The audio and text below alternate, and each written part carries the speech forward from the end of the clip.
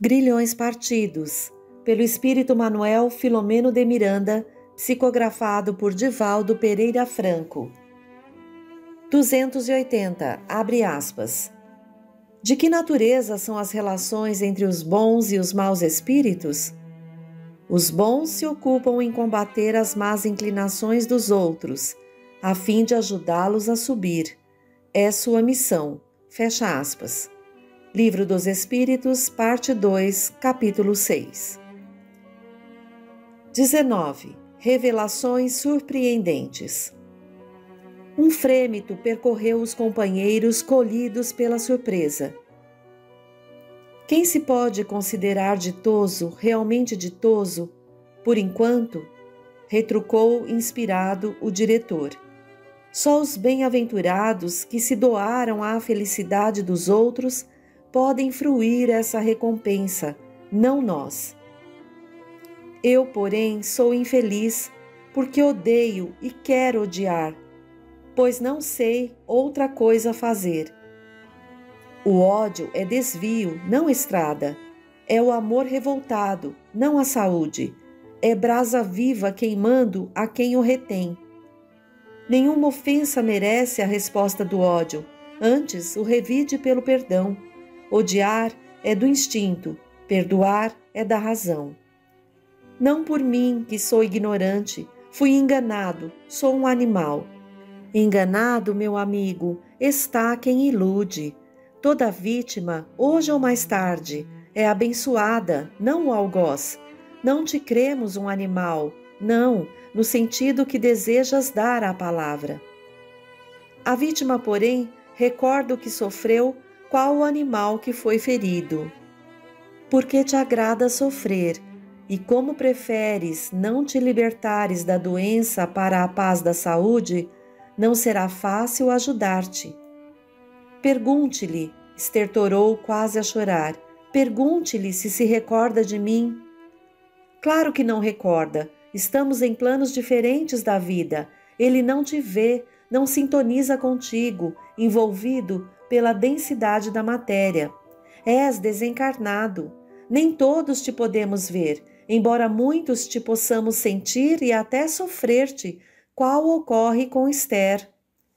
A voz do dirigente se encontrava impregnada de doçura e clareza, bondade e fé, vibrações que alcançavam o interlocutor de forma benéfica, apaziguadora. Embora não seja importante, continuou, não nos disseste sequer o nome. Como identificar-te? Aqui te recebemos na condição de irmão enfermo, e isto nos basta para desejar auxiliar-te. Pois bem, chamo-me Matias. Morri na guerra por ordem dele. Pergunta-lhe, talvez não recorde, quem lembraria de um rele soldado, raso, infeliz? Fui, porém, seu ordenança, seu escravo, nota do autor. Algumas informações apresentadas pela entidade perturbada foram surpresas, outras mereceram tratamento especial por motivos óbvios.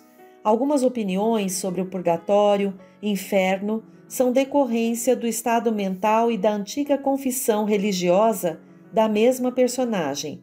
Segundo dados oficiais, durante o período das hostilidades, que abrangeu de 16 de setembro de 1944 a 28 de abril de 1945, a Força Expedicionária Brasileira experimentou na Itália a perda de 21 oficiais, 444 praças, com 2.722 feridos, 16 desaparecidos e 35 prisioneiros. Segunda Guerra Mundial. Chamavam-me, entre aspas, o baiano. Ele era, então, capitão e dava a impressão que a guerra era dele. Estávamos na Itália. Era dezembro de 1944. O inverno cruel nos desgraçava em Monte Castelo e a guerra em volta. Algumas batalhas haviam redundado em pesadas baixas para nossas forças. O dia 12 não chegou a raiar, tão frio, úmido, brumoso, de chuvas contínuas. As ordens eram para tomar a cordilheira de Monte Castelo em anterior tentativa fracassada. Eu participara da última batalha e retornava ao combate. Então, o espírito sofredor começou a deblaterar dolorosamente. O abnegado Bezerra, que o socorria carinhosamente, presto lhe aplicou recursos balsamizantes, de modo a auxiliá-lo no depoimento esclarecedor, ajudando-o a descarregar as energias negativas que o enlouqueciam. Concentrados e observando o espírito em deplorável desespero, podíamos acompanhar as cenas que lhe afloravam à mente e se condensavam em vigoroso processo ideoplástico. Tão reais eram as evocações que Matias se retorcia na aparelhagem mediúnica, deformando a fisionomia do intermediário convulsionado e reexperimentando as dores cruciais do momento da partida. O coronel Sobreira, inspirado pelo mentor, acercou-se do médium e acudiu Matias incorporado com o recurso da aplicação de passes magnéticos de longo curso com a função calmante. Concomitantemente, falava-lhe confortador. Guarda a calma, meu irmão, e conserva a confiança em Deus. Tudo já passou. As lembranças más se corporificam facilmente, tornando-se algoz impenitente. Asserena-te. Sofro, e o ódio me desarvora, baldoou agônico. Agora ele se lembrará de mim. Posso ainda refrescar-lhe a memória. Meu irmão, asseverou o doutrinador, a guerra passou há mais de 15 anos com todas as suas dores, e te demoras nesse infeliz estado? Que tens feito do conhecimento da imortalidade? Que necessidade há de vingar-te em alguém a quem responsabilizas pela tua partida para o mundo espiritual? Desencarnação é fenômeno natural. Não comigo, interrompeu o lancinante. Ele matou-me, empurrou-me para a morte. E não é tudo. O tratante traiu-me. Odeio-o, odeio-o. Melhor repousares, meu irmão. O ódio é ácido destruidor. Reharmoniza-te agora. Procura acalmar-te. Isso passará. A voz pausada, melódica, rítmica do coronel Sobreira, influenciado pelo mentor, produzia a indução calmante no atribulado perseguidor. Utilizando-nos da mentalização ambiente, procuramos aumentar a nossa cooperação mediante a prece intercessória, enquanto o instrutor sustentava o adversário de Esther, a fim de que se pudesse deslindar dos fortes laços da animosidade, revelando a trama da própria desdita. Os irmãos Melquíades e Ângelo, adestrados na enfermagem psíquica, acercaram-se do casal Santa Maria, tranquilizando os angustiados genitores. O coronel recordava, revia os tumultuosos dias da Segunda Guerra Mundial, aquele rude dezembro e as duras batalhas. Não se lembraria de Matias, não fosse a alcunha com que todos o identificavam, o baiano, considerando sua procedência. Abre aspas. Que mal lhe fizera? Interrogava-se. Nunca maltratara quem quer que fosse. Que lhe devia? Fecha aspas. Havia lágrimas que lhe refrescavam a face escaldante. Desde há muito vinha solpitando o desejo de chorar. No silêncio e calma que se fizeram de inopino, deixou-se luarizar pelo pranto sem revolta. Sentia a opressão angustiante no tórax. Os mistérios da vida eram muitos, acolhê-lo agora, em surpresas contínuas. Afiançava-se a si mesmo que tudo ao alcance faria para apaziguar o irmão infeliz, recuperando a filhinha. Oh, Deus meu, piedade! Balbuciou sem dominar a emoção. A esposa carinhosa, igualmente vencida pelas circunstâncias, inspirada, porém, por Melquíades, segurou-lhe a destra, sustentando-o. Tenha calma, confiemos, sim, em Deus. Ajudemos, com a nossa oração contrita. Pai Nosso. A intervenção oportuna teve o feliz efeito desejado. Enquanto isso, o doutrinador aplicava recursos através de passes no médium Joel, que continuava incorporado por Matias, estertorando em ligeiras convulsões. A fluidoterapia oportuna recompôs a entidade que, estimulada pelo afável Bezerra, deu curso à narração dos infautosos acontecimentos. Nunca morri de amores por ele, apesar disso sempre o servi com respeito. No íntimo, experimentava surda antipatia que sufocava, considerando a sua posição de relevo. Fez uma pausa como a ordenar as lembranças tumultuadas na mente aturdida. Prossegue, meu irmão, estimulou-o o diretor. Estamos interessados em conhecer toda a extensão do teu drama para melhor ajuizar as tuas angústias e ajudar-te com mais segurança. Prossegue. Sentindo-se menos desesperado, graças ao auxílio que recebia de ambos os planos da vida, pigarreou, dando continuidade. Sempre acreditei em sonhos, pois eu sonhara que ia morrer naquele dia. Dormira quase nada e, mesmo assim, me viera o aviso. Rezei e dirigi-me ao capitão a pedir-lhe para ser colocado em qualquer serviço, menos ser mandado para a linha de fogo. Expliquei-lhe o motivo. Ele zombou de mim e gritou que todos estávamos ali para morrer. Esse era o nosso dever, dar a vida pela pátria, e aquela era a hora. Abre aspas. É claro que eu compreendia, mas, sem saber como, eu lhe pedi um favor. Se eu morresse conforme eu acreditava que ia acontecer, eu lhe suplicava que ajudasse minha mãe e uma irmã que deixara na minha terra. Ele me olhou sério e compreendeu a gravidade do meu pedido.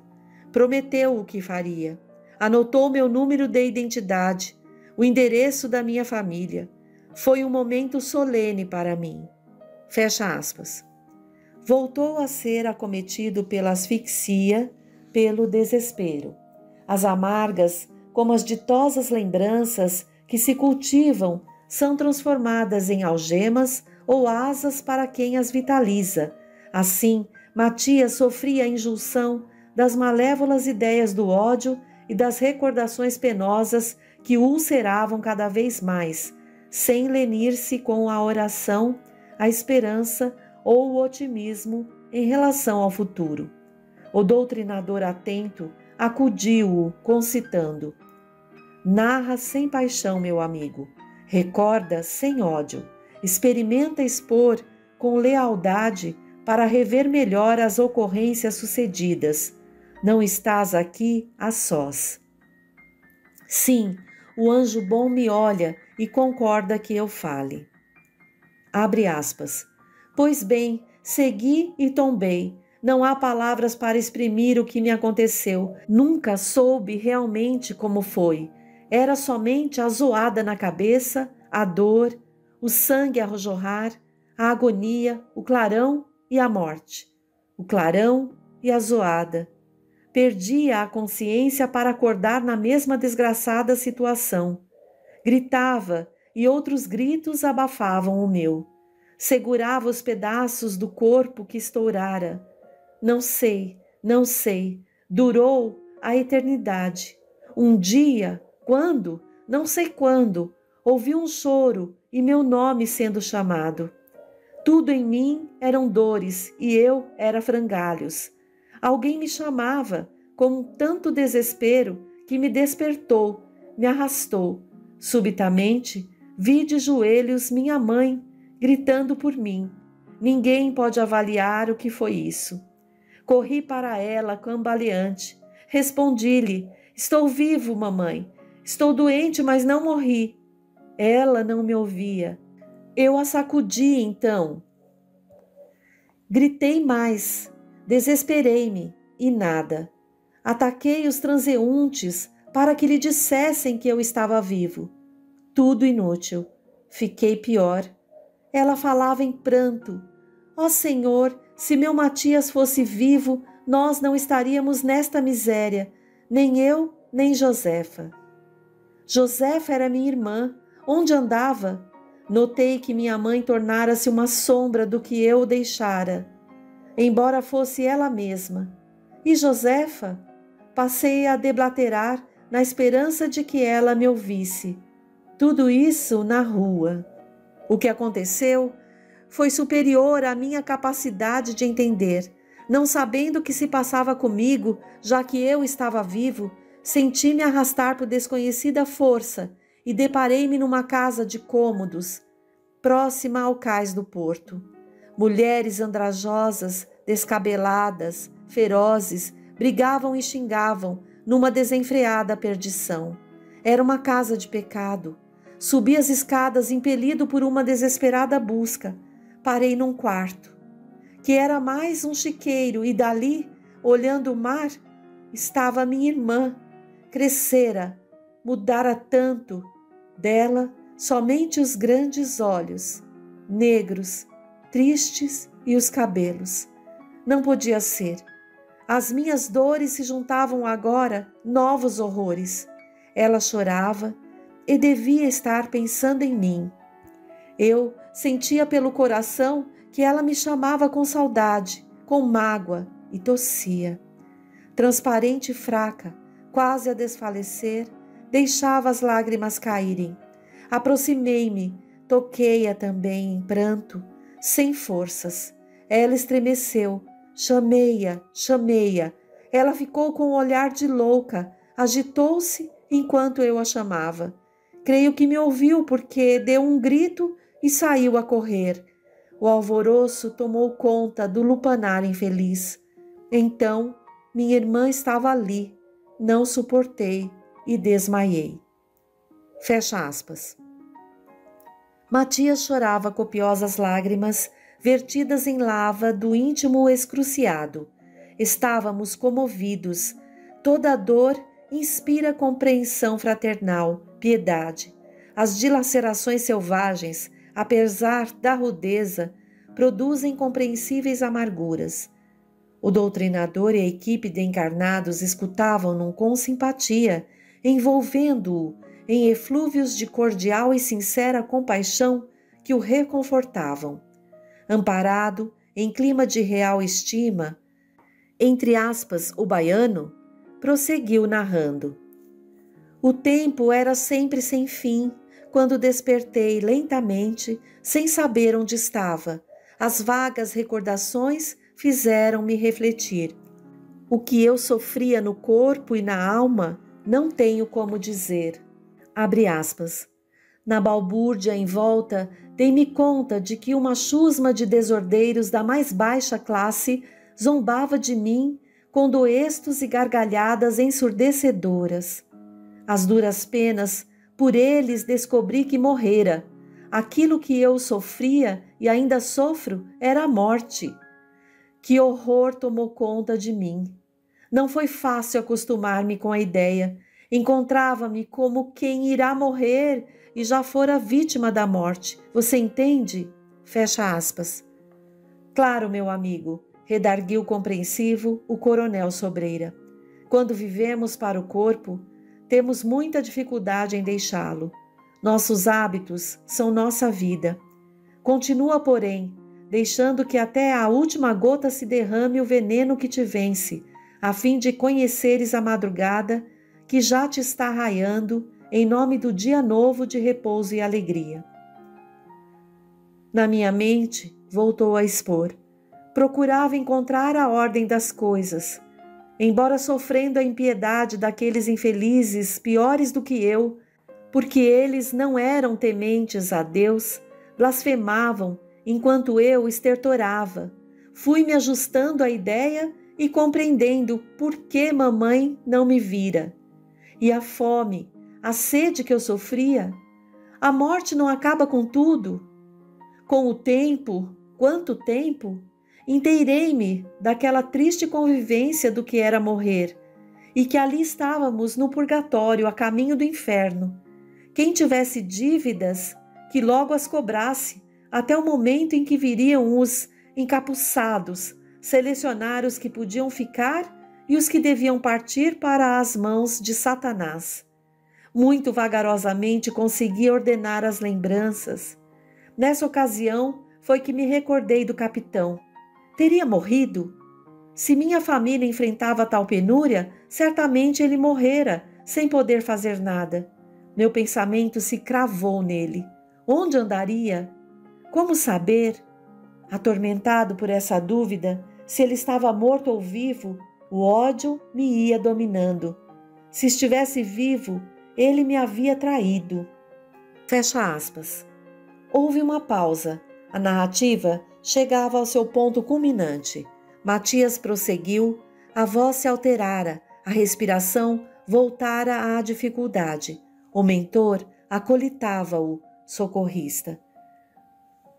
Num momento de ódio vigoroso, senti-me desvairar. Aos gritos e imprecações, desejando encontrá-lo, senti o mesmo imã desconhecido arrastar-me e encontrei-me na sala rica, onde ele, mais velho, forte, feliz, sorridente, exibia a filha. Abre aspas. Agredi-o diversas vezes sem que ele o percebesse. Havia ali outros mortos como eu e piores do que eu, misturados aos convidados. Quando a filha começou a tocar, da idade de Josefa e tão diferente, aproximei-me e senti que ela me sentiu. Segurei-a e ela tremeu. Agarrei-lhe os braços e percebi que os seus ficaram nos meus braços. Entonteci-me e ela cambaleou. Pensei e ela atendeu. Levantei-a e caminhamos. Esbofeteei-o e enlouqueci de ódio, de vingança, de alegria, descobrindo-a louca comigo, misturados. Assim estamos e assim seguiremos. Agora, pergunte-lhe se sabe quem sou eu? Fecha aspas. A entidade ofegante, no médium em agitação, parecia triunfante. Bezerra entregou o controle psíquico de Matias ao irmão Ângelo e, acionando os centros de captação dos coronéis Santa Maria e Sobreira, dirigia-os com vigor. O doutrinador, tocado por toda a história, ripostou sereno. O teu não é um drama isolado. A tragédia do Gólgata possuía um inocente que perdoou.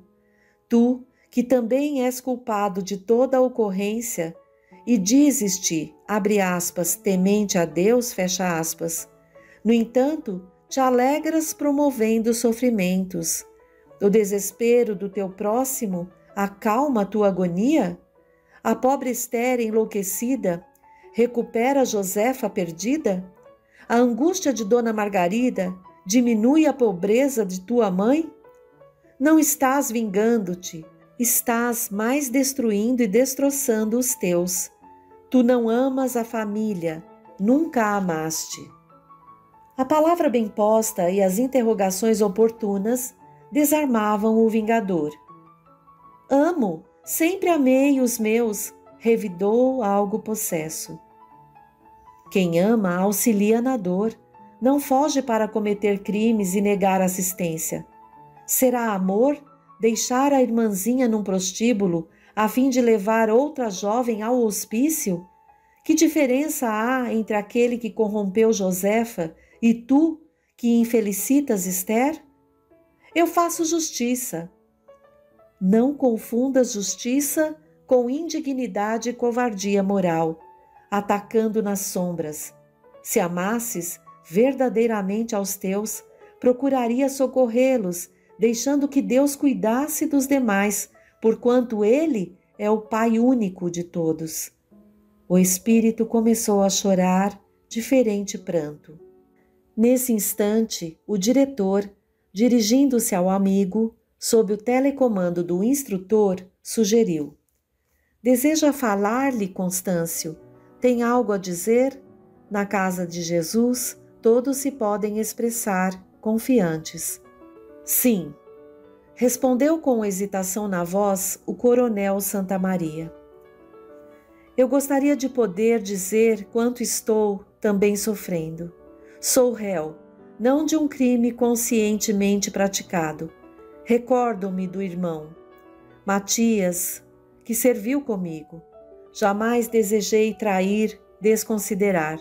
Prometi-lhe fazer alguma coisa, caso ele não voltasse. Aqueles dias pareciam-me tão longe e, todavia, nesse instante, muito próximos. Revejo pela mente o dia terrível, a vitória e as baixas, as novas lutas, a movimentação da tropa, as ansiedades e os receios. Abre aspas. Veio a paz meses depois. O retorno à pátria, a readaptação, novas atividades e velhos compromissos. Fui traído pela memória. Meu Deus, esqueci-me. Jamais me lembrei. Só então, agora. Perdoa-me tu que tens tanto sofrido. Perdoa-me. Não agi por mal. Dá-me a oportunidade de reparar antes da minha partida tantos anos. Fecha aspas. A inesperada atitude do genitor de Esther infundia respeito. Todos nos encontrávamos na mesma elevada emoção. Sua emotividade caracterizava elevação de propósitos. Não o perdoarei, redarguiu Matias. Tem razão em castigar-me, não a Esther. Transfere para mim a tua clava e alcança-me. Esta é a única forma, sua filha Esther. Dá-me oportunidade, então, de ajudar Josefa e socorrer tua mãe. Tenho recursos que para mim não são úteis e poderiam ampará-las. Ajudá-las? Como? O lobo auxiliar as ovelhas? Dize-me onde se encontram e irei vê-las. Narrarei tudo à tua mãezinha. Dela farei minha irmã e da tua irmã uma filha. Não negocio a saúde de Esther com a reparação do mal. Sempre tenho procurado ser coerente comigo mesmo, digno nos meus atos. Quando me descubro em erro, não me envergonho de recuperar-me. Ajuda-me. Não creio no que você diz. Enganou-me uma vez, por que não me iludiria novamente? Não te rogo liberdade para minha filha. Prossegue até quando Deus o permitir, porquanto até as, abre aspas, folhas que caem da árvore, fecha aspas, representam a vontade dele.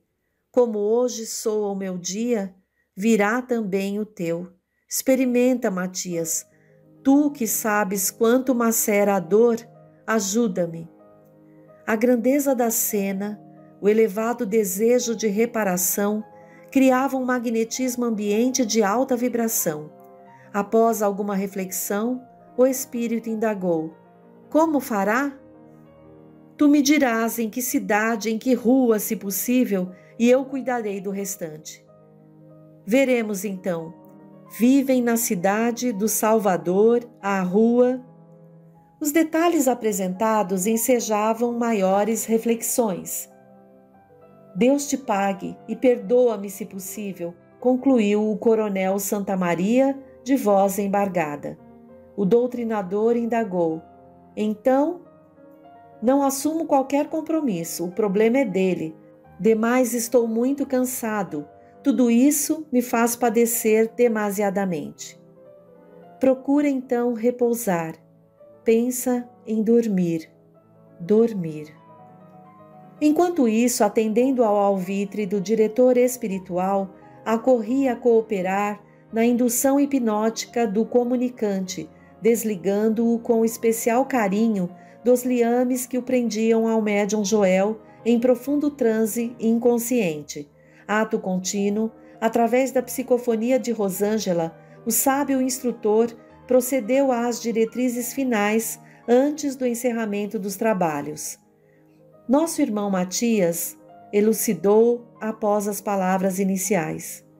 Acaba de entornar o grau miasmático de que se intoxicava com os venenos que absorvia e refertava o vaso.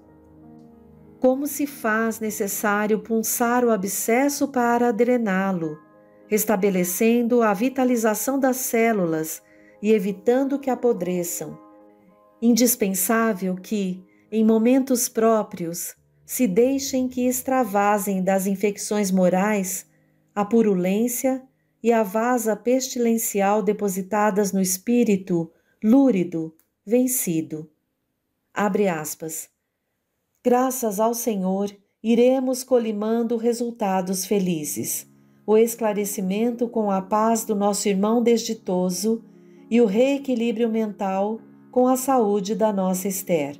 Seria de bom alvitre que nos mantivéssemos serenos depois de encerradas as tarefas, demandando os lares em paz, demorando-nos em elucubrações superiores, a fim de prosseguirmos logo mais, quando o sono físico os recolher ao refazimento orgânico, ensejando possibilidades outras. Evitemos ressentimentos para com o irmão doente, interrogações adiáveis ou ansiedades inoportunas. Jesus, meus amigos, nossa fonte de paz, facultar-nos-á concluir os deveres à hora própria. A Ele nos devemos entregar, aguardando pacientes os resultados. Fecha aspas. Despediu-se o venerando amigo. Incontinente, o coronel Sobreira, mal sopitando a emoção de indefinível júbilo, humildemente orou com efusão de sentimentos, reconhecido, encerrando o edificante cometimento espiritual. Enquanto formulava a prece, radiosa luz adentrou-se pelo recinto, procedentes das regiões felizes. Flocos delicados caíam suavemente, desfazendo-se ao contato com os corpos. As harmonias do ambiente repetiam as células do cristianismo primitivo, nas noites inesquecíveis do intercâmbio espiritual que as sustentavam, quando visitadas pelos embaixadores do Senhor nos dias do testemunho.